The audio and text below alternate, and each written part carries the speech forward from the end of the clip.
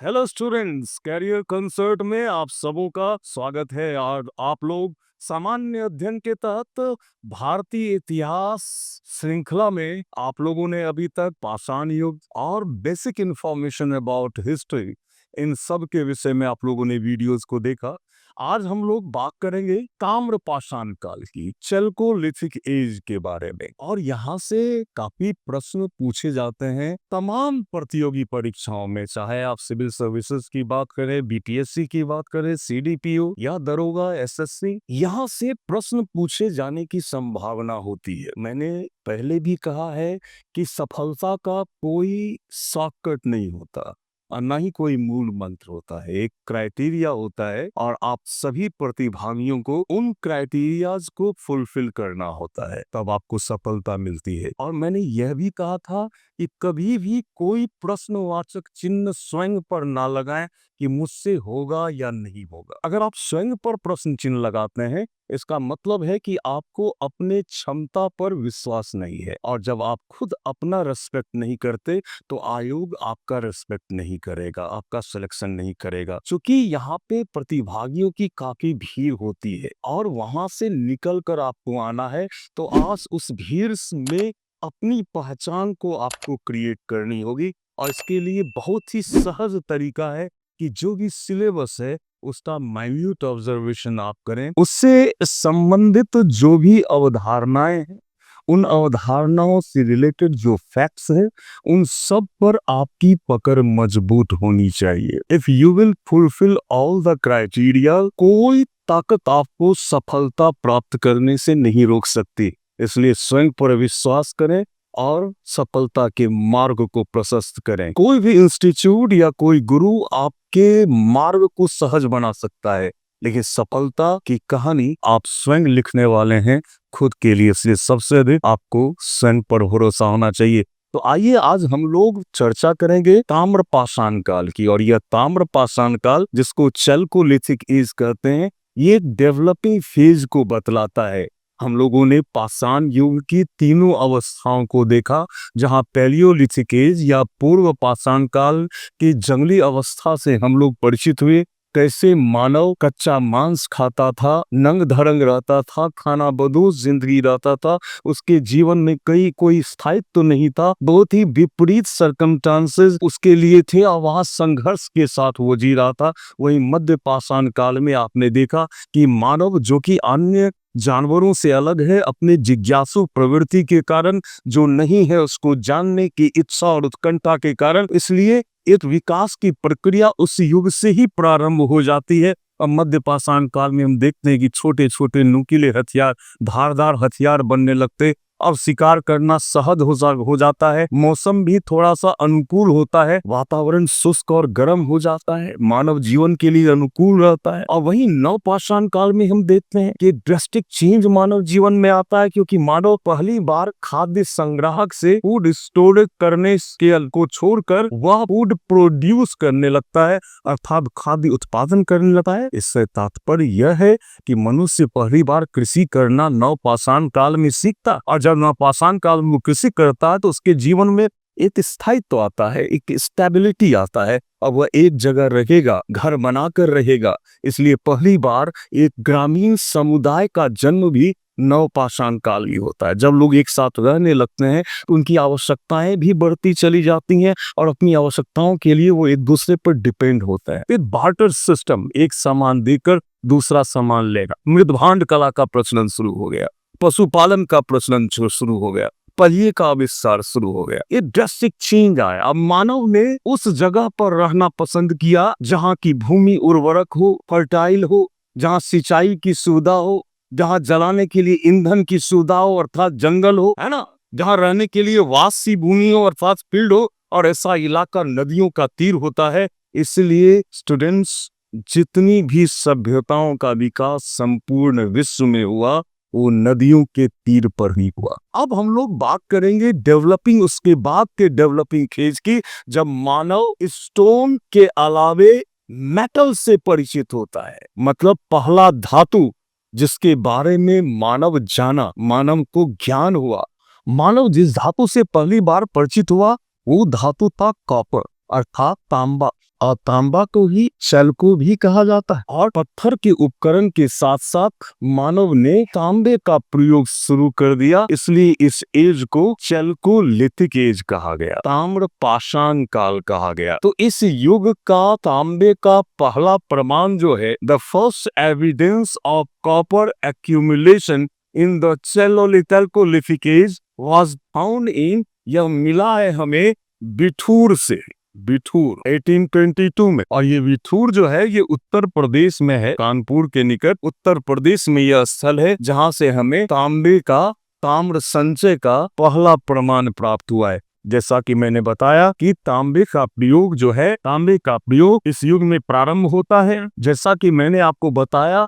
कि मानव पहला धातु जिससे परिचित हुआ वो तांबा को, और चैल्कोलिथिक एज का पहला तांबे का प्रमाण हमें 1822 में कानपुर के निकट बिठूर नामक स्थान से प्राप्त होता है। और the largest horde was discovered in, ये गंगेरिया मध्य प्रदेश में है, और यहाँ से हमें तांबे का सबसे बड़ा भंडार गंगेरिया से प्राप्त हुआ है। स्टूडेंट्स, अगर हम ताम्र पाषाण काल के विशेषताओं को देखें, कैरेक्टरिस्टिक्स को देखें, तो यह जो है ये एक संक्रमण का काल है।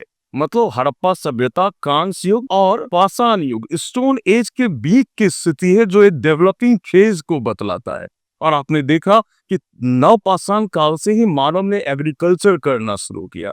तो इस युग की विशेषता है कि ये कृषि आधारित संस्कृतियां थी, एग्रीकल्चर बेस्ड कल्चर था, जहां कृषि उपकरण के रूप में, एग्रीकल्चर टूल्स के रूप में पत्थर और तांबे के उपकरणों का प्रयोग होता था। आपने देखा कि नवपाषाण काल में ही ग्राम समुदाय का जन्म हो गया। अब लोगों के अंदर एक स्थायित्व आया और वो लोग एग्रीकल्चर करते थे। धीरे धीरे जैसे जैसे एग्रीकल्चर में सरप्लस की स्थिति आई, मतलब अधिशेष की स्थिति आई, विकास की प्रक्रिया प्रारंभ हो गई। और जैसे जैसे विकास होता है, आप जानते हो कि लोगों की आवश्यकताएं भी बढ़ती जाती हैं, और अपनी आवश्यकताओं की पूर्ति के लिए वो दूसरे ऊपर डिपेंड करते हैं। हर एक चीज मानव खुद नहीं तैयार करता, उसकी आवश्यकताएं सिर्फ स्वयं के प्रयास से नहीं पूरी हो सकती। तो इसलिए बाजार तंत्र भी डेवलप होना शुरू हुआ, हल्का फुल्का ट्रेड भी डेवलप होना शुरू हुआ। और यहाँ एक्सचेंज कैसे होता था, विनिमय कैसे होता था, तो बार्टर सिस्टम जिसको हम लोग वस्तु विनिमय प्रणाली कहते हैं, और एक सामान देकर दूसरा सामान परचेज करना, जिसको बार्टर सिस्टम कहा गया। एक मार्केट तंत्र भी डेवलप हुआ इस युग में। ये तमाम क्राइटेरियाज हैं, ये तमाम कैरेक्टरिस्टिक्स हैं चैल्कोलिथिक एज की। और ये जो चैल्कोलिथिक एज का टाइम पीरियड है, ये 3000 BC से लेकर 500 BC, 3000 BC से लेकर 500 BC तक भारत के अंदर कई ताम्रपाषाण कालीन संस्कृतियां थी। एक लंबे फेज तक ताम्रपाषाण कालीन संस्कृतियां हमारे देश में विद्यमान रही, और इसी बीच में हमारे देश में इंडस वैली सिविलाइजेशन भी आया, अर्थात सिंधु घाटी सभ्यता, आर्यों का भी आगमन हुआ, मतलब लौ युग भी गुजरा है इसी दौरान। लेकिन भारत में कई क्षेत्रों में ताम्रपाषाण कालीन संस्कृतियां भी थी। आज हम लोग चर्चा करेंगे भारत की महत्वपूर्ण ताम्रपाषाण कालीन संस्कृतियों की। तो सबसे पहले आइए हम लोग सबसे पहले चर्चा करें एक बहुत ही महत्वपूर्ण ताम्रपाषाण कालीन संस्कृति, जिसका नाम था आहार कल्चर, आहार संस्कृति, जो 2500 ईसा पूर्व से 1500 ईसा पूर्व का था। और यह संस्कृति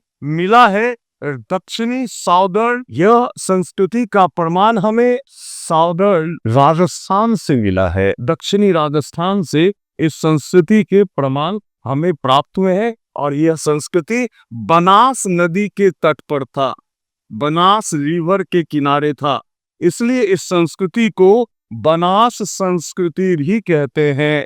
आहार संस्कृति को बनास संस्कृति भी कहते हैं। और इस संस्कृति के स्थलों की अगर हम चर्चा करें तो 3 महत्वपूर्ण स्थल है इस संस्कृति में। पहला आहार, यही आइडियल साइट है, दूसरा गिलुंद, और तीसरा बलहाल। ये 3 इंपॉर्टेंट साइट्स हैं आहार कल्चर के, आहार, दूसरा गिलुंद और तीसरा बलहाल। आहार जो है, यहां से हमें केवल तांबे की बनी हुई वस्तुएं मिली, सिर्फ कॉपर मेड उपकरण जो है टूल्स जो है हमें प्राप्त हुआ है आहार की खुदाई से, इसलिए आहार को एक नाम दिया गया है ताम्रवती। आहार का एक और नाम है ताम्रवती। आहार को ताम्रवती भी कहा जाता है और यह प्रश्न कई कॉम्पिटिटिव एग्जाम्स में पूछा जा चुका है। इस बात पर आप लोग ध्यान रखेंगे कि आहार को ही ताम्रवती कहा गया है। ये पूरी संस्कृति जो है इसमें लाल और काले मृदभांड का प्रयोग, रेड एंड ब्लैक वेयर का प्रयोग होता था। हमें कई प्रमाण मिले हैं, प्रस्तर के उपकरण भी मिले हैं, जैसे गिलुंद से हमें ड्राई ब्रिक्स के प्रमाण मिले, पकी हुई ईंट के प्रमाण मिले। ड्राई ब्रिक्स के प्रमाण, पकी हुई ईंट के प्रमाण हमें कहां से मिले हैं? तो गिलुंद से मिले हैं। तो तीनों इंपॉर्टेंट साइट्स को आप लोग ध्यान में रखेंगे, आहार, गिलुंद और बलसाल। आइए हम लोग अब दूसरी संस्कृति के बारे में जाने। दूसरी संस्कृति है कायथा कल्चर। कायफा कल्चर, जिसका टाइम पीरियड है 2000 बीसी से लेकर 1800 बीसी, 2000 ईसा पूर्व से 1800 ईसा पूर्व तक हमें मिला है कायपा कल्चर का प्रमाण। और यह प्रमाण हमें मिला है मध्य प्रदेश में कायपा ऐरन मालवा के क्षेत्र में। और इसी क्षेत्र में आगे चलकर मालवा संस्कृति का भी हमें प्रमाण मिला है, जिसकी चर्चा हम लोग आगे करेंगे। कायथा संस्कृति से रिलेटेड एक ही तथ्य है जो आप लोगों को याद रखना है कि कायथा संस्कृति से जितने भी क्ले पॉट मिले हैं, मतलब मिट्टी के जो बर्तन मिले हैं, वो हाथों से बनाए हुए मिले हैं। मैक्सिमम एबव देन 90% जो मृदभांड मिले हैं वो हाथों के बने हुए मिले हैं कायथा कल्चर से। बस इस बात को आप लोगों को दिमाग में रखना है और यही प्रश्न अक्सर पूछा जाता है कायथा कल्चर से। अब हम लोग जानेंगे कि इसी क्षेत्र में मालवा कल्चर का प्रमाण भी आगे चलकर हमें प्राप्त होता है, जो और इसका टाइम पीरियड है 1800 बीसी से लेकर 1400 बीसी तक का जो टाइम पीरियड है वो मालवा कल्चर का टाइम पीरियड है। और मालवा कल्चर के भी प्रमाण हमें कायथा, मालवा, ऐरन से प्राप्त हुए हैं। और मालवा संस्कृति की सबसे बड़ी विशेषता है कि यहाँ के मिट्टी के जो बर्तन होते थे, क्ले पॉट जो होते थे, बहुत ही खूबसूरत होते थे। अगर यह प्रश्न पूछे कि ताम्रपाषाण काल में ऐसी कौन सी संस्कृति है जो अपने मृद भांडों के उत्कृष्टता के लिए जाना जाता है, तो आपका जवाब होगा मालवा कल्चर। तो एक ही सवाल जो आप लोगों से पूछ सकता है, उत्कृष्ट मृदभांड, हाई क्वालिटी, खूबसूरत मृदभांड, मिट्टी के बर्तन का प्रमाण हमें मालवा संस्कृति से प्राप्त होता है। ये बहुत ही इंपॉर्टेंट चल्कोलिथिक कल्चर है। अब हम लोग नेक्स्ट कल्चर की ओर बढ़े, जोरवे कल्चर। जोरवे कल्चर जो है वो महाराष्ट्र से हमें प्राप्त हुआ है और महाराष्ट्र में जोरवे कल्चर 1400 बीसी से 700 बीसी के बीच का यह कल्चर था। यहाँ एक बात आपको याद रखना है, ताम्रपाषाण काल के संदर्भ में, चल्कोलिथिक एज के संदर्भ में अगर प्रश्न आपसे ये पूछा जाए कि सर्वाधिक ताम्रपाषाण कालीन स्थल, मैक्सिमम चल्कोलिथिक साइट्स किस स्टेट से प्राप्त हुआ है, तो उसका आंसर हो जाएगा उत्तर प्रदेश, यूपी। उसका आंसर हो जाएगा यूपी।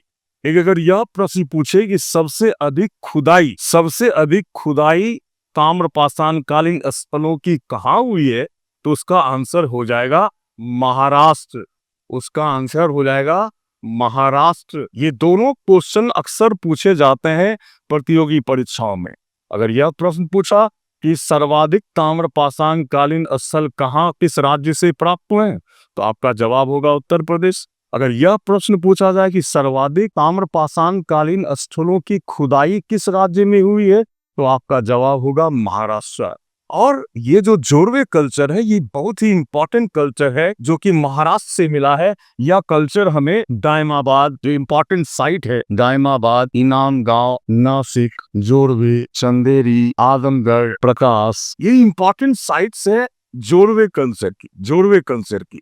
अगर हम बोले कि सबसे बड़ा, अगर यह भी प्रश्न पूछा जाए कि सबसे बड़ा स्थल, ताम्रपाषाण कालीन स्थल जहाँ की खुदाई हुई है, या सबसे बड़ा ताम्रपाषाण कालीन स्थल कौन है, तो सबसे बड़ा ताम्रपाषाण कालीन स्थल है दायमाबाद। ये सबसे बड़ा ताम्रपाषाण कालीन स्थल है और यहाँ की खुदाई से हमें 4 तांबे की वस्तुएं मिली हैं।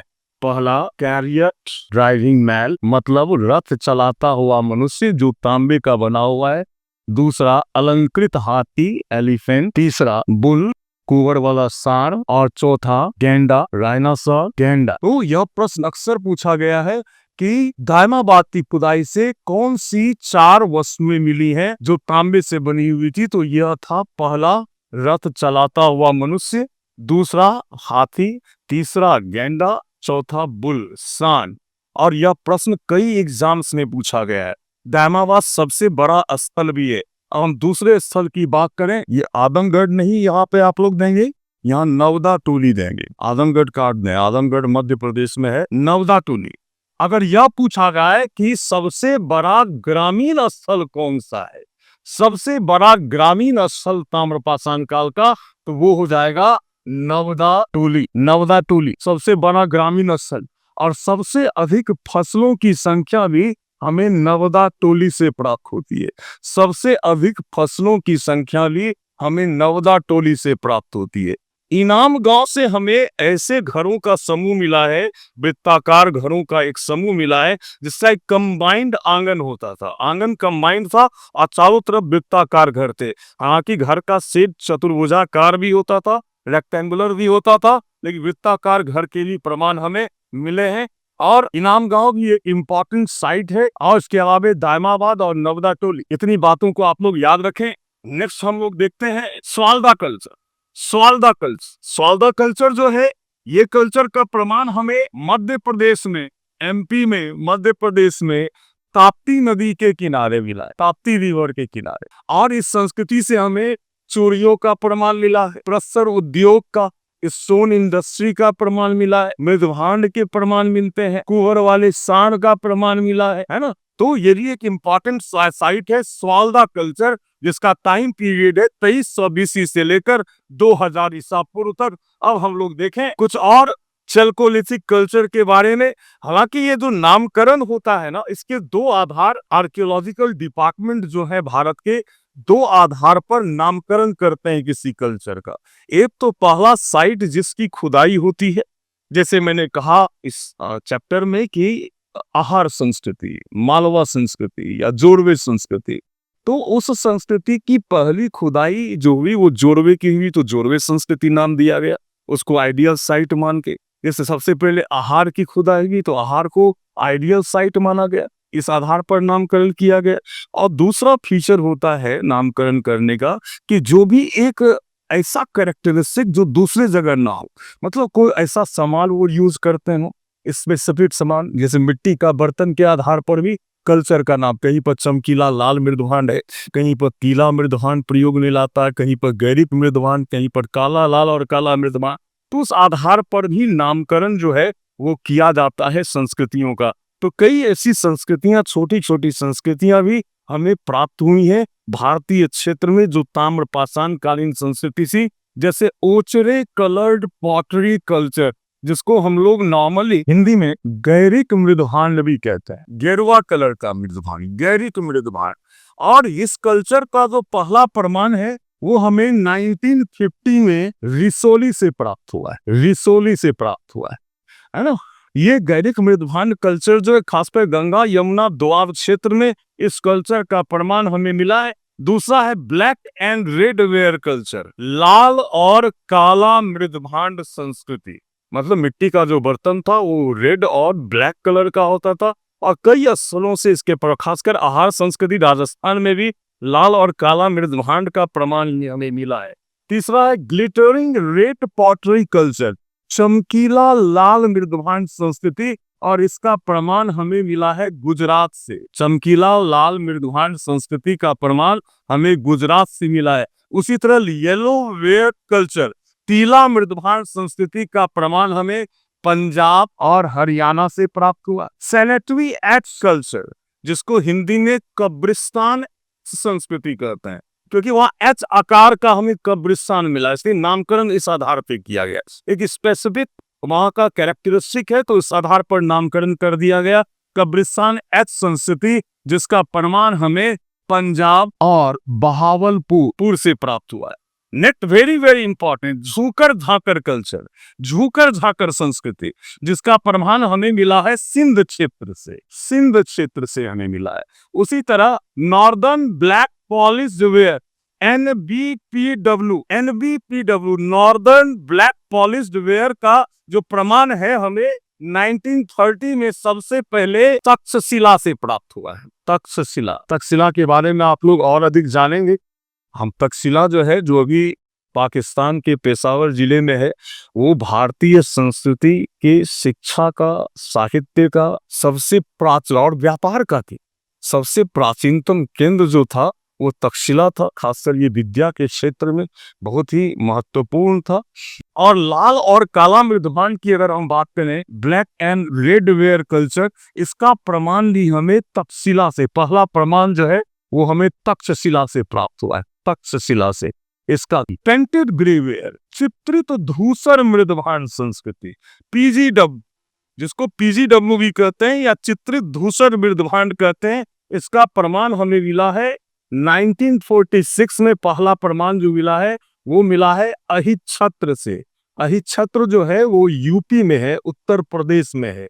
अहिच्छत्र, अगर यह पूछेगा कि पेंटेड ग्रे वेयर का पहला प्रमाण हमें किस पुरातात्विक स्थल से प्राप्त हुआ है, तो आप लोग देंगे आंसर अहिच्छत्र, जो कि है उत्तर प्रदेश में। अगर यह पूछे कि पेंटेड ग्रे कल्चर का सबसे बड़ा स्थल कौन है, तो लार्जेस्ट जो साइट है वो है बुखारी, जो कि हरियाणा से प्राप्त हुआ है। हरियाणा में है इस प्राप्त में, ये स्थल जो है वो हरियाणा में, यहाँ से भी हमें प्रमाण मिले हैं ताम्रपाषाण काल के। ये इंपॉर्टेंट साइट्स है। Ochre colour, black and red ware, glittering red pottery, yellow ware culture, cemetery X culture, Jhukar झाकर culture, northern black polished ware culture and painted grey ware culture, है ना। चित्रित धूसर मृदभांड संस्कृति भी एक इंपॉर्टेंट संस्कृति है जो हम लोग जान चुके हैं। अब हम लोग जानेंगे कुछ साइट्स जो इंपॉर्टेंट साइट्स हैं पूरे देश में। आप देखिए कि चल्कोलिथिक साइट्स लगभग संपूर्ण भारतवर्ष में,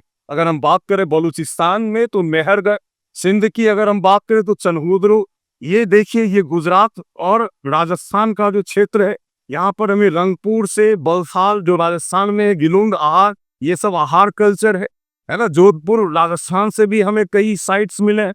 ये एरन जो मध्य प्रदेश में है, यहाँ से भी हमें चल्कोलिथिक एज के प्रमाण मिले हैं। दायमाबाद ये महाराष्ट्र में, नेवासा, इमामगांव, ये सब जो है ये चल्कोलिथिक साइट्स हैं, इंपॉर्टेंट साइट्स हैं, जिसका प्रमाण संपूर्ण भारतवर्ष में मिला है। इसी दौरान भारत ने इंडस वैली सिविलाइजेशन भी आया, वैदिक पीरियड भी आया, और साथ में भारत के कई क्षेत्र में चल्कोलिथिक कल्चर भी विद्यमान था। जान चुके हैं चल्कोलिथिक कल्चर के बारे में, और यहाँ से प्रश्न पूछे जाने की संभावना होती है।